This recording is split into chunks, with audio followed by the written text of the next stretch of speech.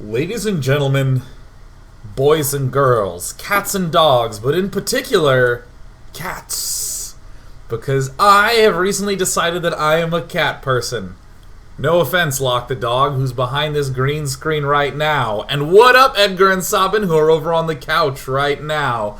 Welcome to Day 9 Daily number 710, where we will indeed learn to be a better gamer due to the extraordinary, amazing, and downright sensual play of our Dutch friend Harstem, who went 4 and whatever, who cares, he was first place in his WCS group, defeating both Yoda and Jjajki, two talented Korean players, in particular Jjajki, who's quite excellent.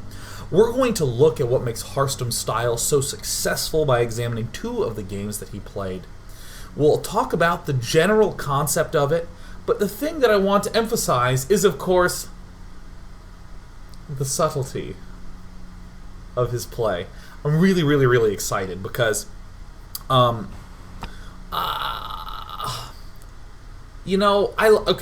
really like subtlety. I mean, as you know, I'm a huge fan of Blue Sky Black Death. I love all the layerings that go on in the music. I like clever Easter eggs in the back of movies and TV shows I watch. And I really like when people do little teensy-tiny things with their strategies, and enough of those add up to a big change that's oftentimes very hard to see. It's one of the reasons why I comment on StarCraft and not Rock, Paper, Scissors.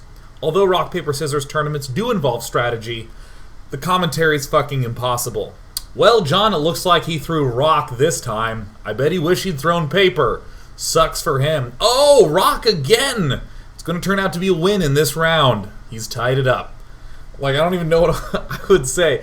Well, I think that there's a chance that he could throw rock, paper, or scissors. At least it's not bowling commentary. Well, Sean, what do you think he's going to do in this round?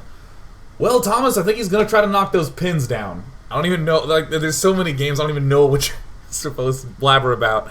But in this particular daily, we're going to look at 2 very long games.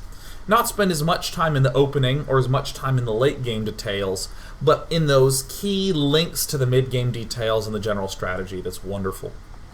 Tomorrow I'm going to be playing the Miracle Rogue, because if you can't beat him, join him. Thursday, I think I'm going to be looking at Innovations games. I don't have access to the replays yet, but soon will. And on Friday, I'm going to play Watch Dogs. That's my dogs. Monday, by the way, for Fun Day Monday, please submit a game where you don't build any units that shoot air. You can build queens for larva injects, but you may not attack with them. Okay. Here we are. Now, first of all, I turn the music and the sound on. Boom. I want to take a look at this moment in gameplay. This is 12 minutes into the game number 2 between Jjajki and Harstem. At this point, Harstem was already down 0-1 on this game on Frost. And if we look around, we see nothing spectacular at all, right? We see a Protoss player getting a 3rd at not an extremely early time, just a nice, normal time. He has some Stalkers, and what do you know, they have Blink. He's got a Sentry. What do you know, it'll be used for a Guardian Shield. We got some Colossus up. There's an expansion with 2 Geysers, making some Observers. We have 5 Gateways, and we're starting to see a transition into Zealot Templar. If you stepped in at this moment in time, it's very easy to go, oh yeah, okay, Harstem's just doing that Robo-Colossus passive play. But as we rewind, we're going to take a look much more closely at what's going on, and there's a couple of key pieces that I want you to think about in the opening stage of the game. The first is the notion of efficiency. It's something that I think is overvalued in conversation. Oh, if you've got to have the most efficient play ever. Because efficiency actually is not the core tool that you're using to win games of StarCraft. It's just not. As a very simple example, imagine when Stefano was overrunning people with lings and roaches with a maxed army. Wasn't very efficient. And there it was winning. It is a tool. It's not the tool that we want to use. But what we're going to see from Harstem is an absolutely beautiful example of efficiency in terms of making things last all game long, and making sure things serve multiple purposes, and making sure things never stay idle. I think that those are all basically the same thing, but I turned it into a list of 3, so... Making sure things are useful all game long, and sorry, here's the second one. Making sure he doesn't double defend, or double purpose. As a simple example, you don't need to keep Phoenixes defending your main and a Mothership Core defending your main. They are both going to shut down drops. You can do one or the other. You want to make sure that you have exactly one purpose, and that purpose extends all game long. The second thing that we're going to be seeing in the late game of this match is the way that Harstem attacks. I will call it ruthlessly patient, and that he has retreat-focused aggression. So again, efficiency, retreat-focused aggression. Sounds counterintuitive, but don't worry. Intuition is always thrown out the window when we can look at exactly what fucking happened. So we have Harstem down here in the bottom side. We're going to be going through most of this game in part 1, maybe even all of it. I don't know. It depends on the pace at which I talk. And also... okay, we're back. Alright, sorry. I saw a ping in Skype, and I was like, oh! It's just Ain't Funny 18 subbing. Welcome back, Ain't Funny. Good to see you. So Frost, we won't consider as much. It's just a map that has a natural and a relatively easy to defend third base. We're going to see Harstem use more or less the same build in many of his games. He's not going to adjust early, he's going to adjust later. At this phase, we can see cute little things like Harstem has already created a wall-off that blocks a Reaper, and sometimes Hellions, that can be completed easily on this side. Now, I'm going to take an opportunity before any action spikes up. You, of course, see a rather swift probe scout post-gateway. Take an opportunity now to talk about the cutesy aggression that we're seeing out of Protoss early. We're sometimes seeing Stargate. We're sometimes seeing a somewhat of a resurgence of early gateway pressure. Sometimes with one gate before Warp Gate. Sometimes with a Zealot and a Stalker. And Warp Gate pushing after that. And there we go. There's a wall off that has now blocked off Reapers from the top. Little subtle things. But again, that aggression generally is something that the Protoss is doing before securing himself a juicy little expansion and doing something cute and clever. We're going to see Harstem not do one of those swift damage builds. He is not going to try to sneak in some damage with sexy control. Ruthlessly patient, Harstem will be. Now, at this point in the game, the most typical question to ask is, hey Protoss, you building your extra geyser or not? Harstem, of course, arrives at a Terran who's gone for command center first. For an extremely patient, extremely passive opening, most of the time we say things like, oh no, I didn't punish his command center first, whoa! The instinct very often for a player is to want to match and want to get big, fancy edges. And we're not going to see Harstem go, again, for big, fancy edges as would be obtained with a lucky Oracle, a lucky Dark Templar, a surprise gateway attack. None such thing. Rather, we're going to see Harstem focus on the end game, which I love so much. Oh, by the way, Anders Io just said, feeling blue, come to the Day 9 community. Oh, you're so sweet. Oh, I absolutely love it. Here we already see something that I think a lot of Grandmasters and High Masters will know, but that's very, very easy to overlook. Right when the Nexus goes down, there's a question of, in what order do you do stuff now? You want a Mothership Core. You want a Stalker to prevent aggressive scouting. You want Warp Gate. You need another Pylon. You need another Geyser. And way back when Heart of the Swarm first came out, one of the things that I neglected to delay was Warp Gate. You just always got Warp Gate as fast as possible. We see Harstem opting to get a Mothership Core, then swiftly get an Assimilator, then swiftly get a Pylon, Probe production continuing throughout this entire thing. Very subtle, but important that the warp gate comes out last. I should say second to last. The absolute last thing that arrives is going to be the Stalker, that comes out even post-pylon.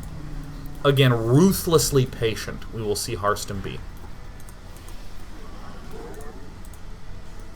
Also, if a Reaper pops out first, you can easily just leave the Mothership Core here, and she can defend fairly well. So already we see the makings of this very passive play going for the robotics facility early on. Queuing up them probes, getting the probes out as fast as possiblement. And we see these Stalkers coming out. Now, we are going to see my self-frustration at the fact that I've begun probably 10 sentences with the word now, which is a completely pleonastic filler. Gotta stop saying now. Urgh. As I said before the show, efficiency. Oh, one of the important tenets to what's going on. Traditionally, Stalkers are more effective early game than Zealots and Sentries because they're quicker, they can stay alive versus the unusual choices like Mines and Hellions. And if the Mothership Core overcharges the Nexus, these Stalkers can pick off unstimmed Marines very easily. So we tend to see in these early game stages, Protosses build these Stalkers. I will point them out to you now. We will see them continue to maintain usefulness throughout the whole game. Imagine Harstem now transitioning to Zealot Templar. Stalkers would not serve nearly as much use. Regardless, we see Harstem going for very quick double gas at the expansion, all chronos on the probes. An Observer comes out. Very not aggressive. Extremely not aggressive. And one of the big reasons why, or at least a reason why players are not as observer-focused lately, is that it's pretty damn clear what Terran's going to do. He's just going to get like 3 barracks and eventually, you know, maybe get some upgrade. And then get medevacs and blah blah blah. What are you really scouting for? But we see an Observer coming out. Now here's something that I want to hyper drill in on as this Observer finishes. Look at the gas count. Just over 200. Typically when we see players go for these early robos, we see 2 Observers pop out right away. But in fact, Harstem is going to opt to build immediately a support bay, which will get him Swift Colossus. And then follow up with another Observer. Chrono Boosts still on probes. Very easy to default go for the Observers, but no big deal. Not a problem. And we see these 3 Stalkers out here, and these are very exacting numbers that we're going to see come up. Twilight Council and Forge. Immediately. And this Observer... Oh, and the last thing that's very tricky is a Warp Prism immediately. Now there's 2 bits of efficiency, one perhaps less subtle, one quite subtle.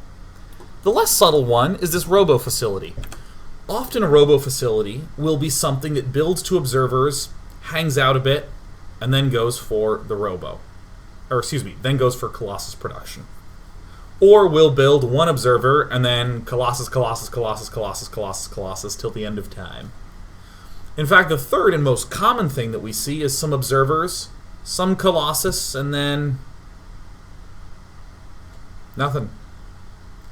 The purpose of the robotics facility stops. And again, I want these 2 words to stick out in your mind. Purpose and redundancy. You want something to have an extended purpose for as long as possible. And you don't want redundancy. You don't want double defenses. You don't want a cannon and a Mothership Core if just a Mothership Core will do. So we see this robo facility slipping in a Warp Prism. Very easy to let that be idle for a little bit longer while this robotics facility gets cranking. And again, ignore this pylon that's kind of struggling a little bit to pop out on time. Very swift Warp Prism.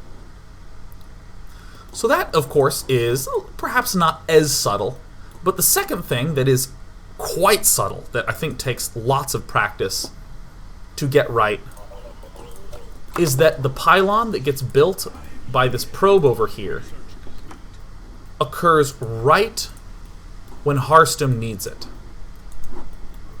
This pylon is not having the single purpose of being a reinforcement warp-in location.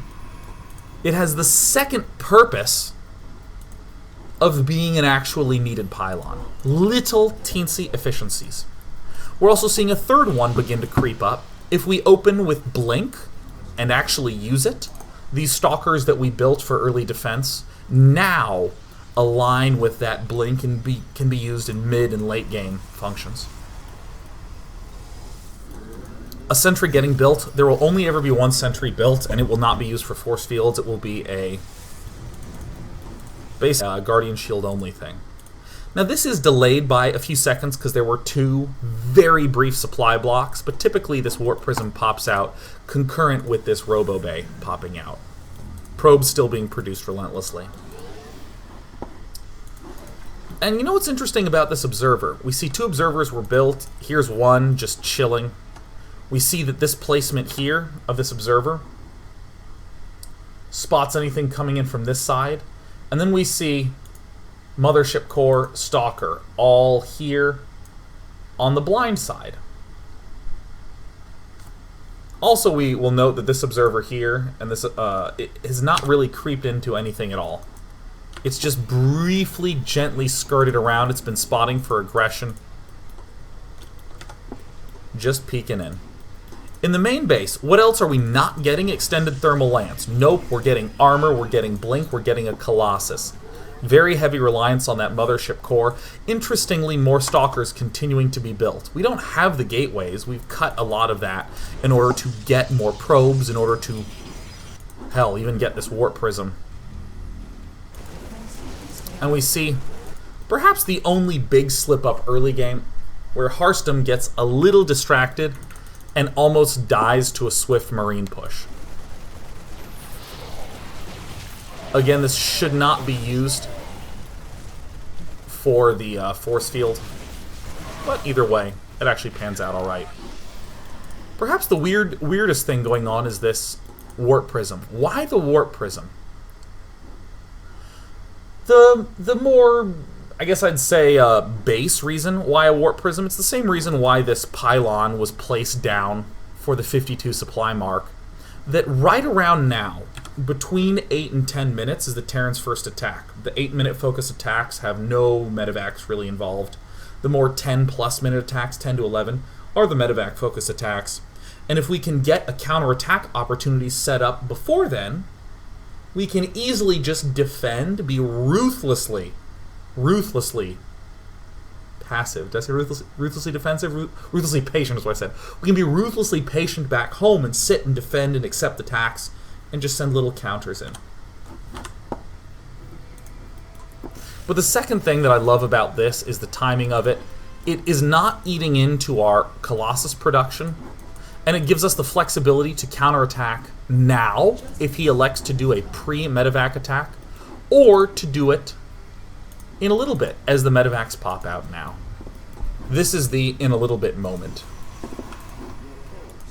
So you can just wait a little bit, warp in zealots, boom. Now after all these gateways get built, 5 in total, that's when the extended thermal lance come down. We don't need range, we just need the damn Colossus up. Cannons getting produced, we'll also see this from Harstem, being very, very patient with his cannons, and the Observer spotting all the things.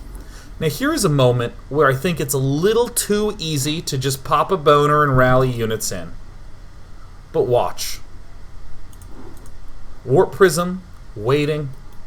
Harstem is going to be ruthlessly patient. He's waiting and waiting and waiting. The question is, where is Harstem going to get his wins and his value from? It's with these little counterattacks, and he is never going to do them too quickly.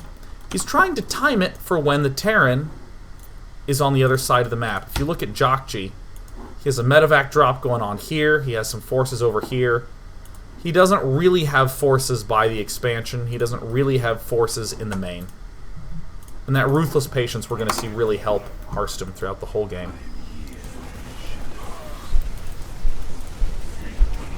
Mothership core turns on, single zealot arrives, trio of zealots accidentally drop on the wrong side, but they're going to be able to do some damage. In the main base, Harstem's actually having a pretty easy time deflecting everything.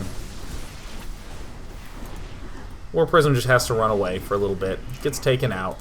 Alright, phooey. Now I'm going to speed this up a little bit because I actually want to have time to be able to watch Game 2, which I find to be just magnificent.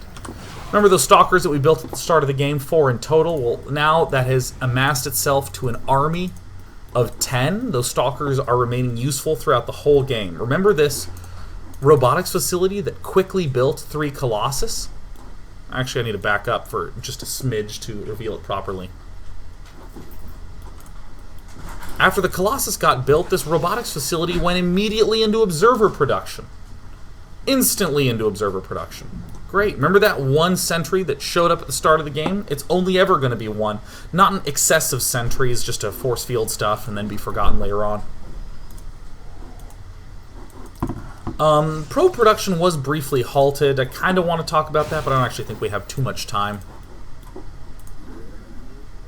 Just good spotting. The observers down here, checking everything out, and we'll even see Harstem reposition these observers, tuck them back a little bit more. Make sure he is having his units on the blind side. See this observer pulling itself back? Magnificent. And I think this next observer is going to get rallied here or to this backside. Okay, yeah, there it is. Now there's a scary moment coming up, and I think this scary moment is where we will be able to stop part 1. There's a scary moment that happens for Protoss right around 14, 15 or so minutes. To understand this, we have to think about the first moment in the Terran lifetime, which is the 10-minute mark. Oh, I have medevacs, I can perform aggression to you and easily run away. That's the first time that Terran has the freedom to move around the map and not really worry about getting killed by Stalkers or some weird gateway-focused play. At this point in time, the Terran is going to identify, are you a Protoss going for Colossus or are you a Protoss going for Templar? That's the big thing that happens for good Terran players at that 10, 11-ish minute mark. When the Terran player identifies that, the timing that he does based off that information happens at around 14, 15. If you open Colossus at around 14 or 15, that's when the Terran does maybe a big attack or even an all-in that has lots of Vikings to kill off your Colossus. If you opened Zealot Archon, that's when the Terran player will oftentimes make a big push with bio and some mines and occasionally even ghosts and try to kill you before you get the other tech. Right around 14 or 15 is just before a Colossusing player like Harstem gets Psionic Storm or vice versa. So as we go back to the Harstem cam, we see him waiting patiently, we see him adding on more gateways, we see him peppering in an observer here or there. And per usual, when the army gets spotted, and only when that army gets spotted as being far away, does Harstem begin to consider this pylon. You're noticing how apparently empty it is. Very important to note. Harstem maximizes the value of these counterattacks.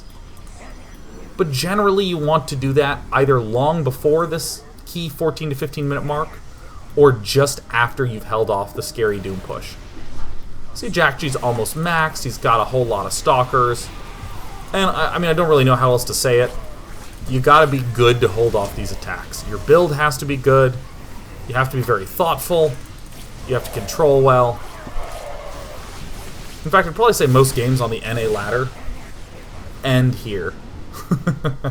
Where the Protoss crushes and then counters and wins, or the Terran crushes and wins. But this is when the big boys play, and it looks fairly even. We also see Harstem right around this time that he is completing a transition to the other tech, to the Templar. We see the second forge go down. Right now he's been reliant on a single forge, and he has gone armor and then attack. This guarantees that he will have 2 upgrades before any timing. Armor takes 30 extra seconds, so you don't quite have that there. But I want to emphasize that as the battle began, how the ruthless efficiency from Harstem provided him an army that was extremely lean. One sentry with an exacting purpose. All these stalkers that were built early continue to have a purpose throughout the game. These three stalkers, or excuse me, these three colossus were built early in order to provide defense against all-ins or fast drops, and now with their range are just good damage dealers. And these zealots getting warped in at the last second as the army approaches, and the Templar there with Storm. Very nicely aligned play. And can't emphasize enough how much I love that this Robo has made so many units this game. First 2 Observers, then a Warp Prism, then 3 Colossus, and now I think 3 or 4 Observers beyond that, as Jjajki has killed off many. When we come back, I hope that we'll be able to do this quickly because I'm running behind schedule. We'll take a look at the extremely elegant late game play from Harstem, how he attacks and how he deals damage. The biggest takeaway lesson from this is that Harstem is not trying to do huge winning blows. I mean, he built the Warp Prism, but he didn't go warping crazy. He just dropped like 3 Zealots. Harstem built a counterattack pylon, but warped in 1 Zealot, and then stopped. This very careful, waiting-focused play is what's going to allow Harstem an extremely aggressive later period. I'm full of shit. It's going to allow him an extremely large amount of counterattack opportunities.